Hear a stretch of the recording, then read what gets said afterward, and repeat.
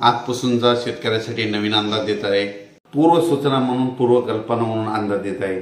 तर सर्व शेतकऱ्याला सांगू इच्छितो, ज्यांची तूर काढणं चालू आहे त्यांनी काय करायचं, म्हणजे 2 जानेवारी 2024 पर्यंत तुम्ही तुमची तूर किंवा कांदा काढून झाकून ठेवा।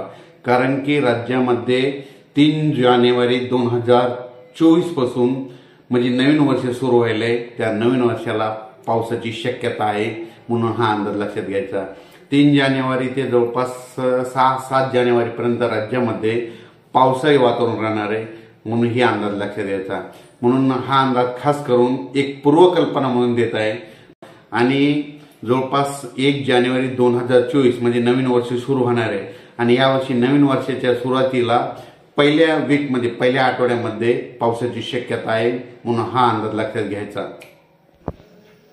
परत एक सूचना की राज्यामध्ये काय झालं, आता म्हणजे 2023 आता संपत यायला आहे आणि 2024 लागत असताना राज्यामध्ये काय झालं की जवळपास म्हणजे आता हरभरा पीक आहे शेतकऱ्याचे पहिल्यांदा हरभरा पेरला होता आणि त्याच्यानंतर आता जर पाऊस पडला तर त्याला मर लागू शकते।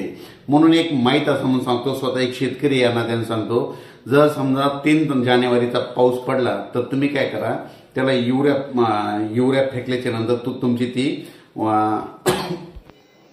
युरिया फेकल्याच्या नंतर मर थांबू शकते। कारण की मी माझ्या स्वतःच्या शेतामध्ये आता खूप पाऊस पडला होता, बरेच शेतकऱ्याचे हरभरा पीक गेले, पण मी काय केलं, त्याला नंतर युरिया दिल्याच्यामुळं की माझं ते हरभऱ्याचं पीक वाचलं। म्हणून हे कल्पना म्हणून एक माहिती असं सांगतो। त्याच्यानंतर राज्यामध्ये तुम्हाला एक सांगू इच्छितो की राज्यामधून खास करून अंदाज हा विदर्भ आणि मराठवाडा आणि उत्तर महाराष्ट्रातल्या शेतकऱ्यांसाठी देत आहे। तरी उत्तर महाराष्ट्र, विदर्भ आणि मराठवाड्यातल्या शेतकऱ्यांनी म्हणजे ज्यांचे कांदे तुम्ही काय करायचं, कांदे समजा काढणी चालू आहे तर कांदे काढणी म्हणजे जवळपास 2 जानेवारी 2024 पर्यंत म्हणजे आणखीन तोपर्यंत काढून घ्या आणि तोपर्यंत झाकून ठेवा। कारण की 3 तारखेनंतर तसं तर 2 तारखेला वातावरण चेंज होणार आहे, 2 जानेवारी 2024लाच वातावरण चेंज होणार आहे आणि 3 तारखेपासून बऱ्याच ठिकाणी पावसाला सुरुवात होईल, म्हणून हा अंदाज लक्षात घ्यायचा। त्याच्यानंतर आणखीन 4-5 दिवसांनी एक असा मेसेज दिला जाईल, नेमका कोणत्या कोणत्या भागामध्ये कसा कसा पाऊस पडणार आहे, म्हणून हे देखील अंदाज देण्यात येणार आहे। म्हणून ही पूर्वकल्पना म्हणून सर्व शेतकऱ्यांना सांगू इच्छितो।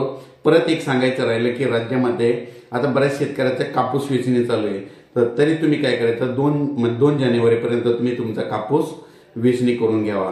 नाही जर वेचणी केली तर मग तुमचा कापूस भिजून ते खराब होऊ शकतो, म्हणून ही अंदाज देखील लक्षात घ्यायचा। अचानक वातावरणात बदल झाला तर परत आणखीन एक मेसेज दिला जाईल, त्यामध्ये संपूर्ण जिल्ह्यावाईज संपूर्ण अंदाज दिला जाईल। धन्यवाद।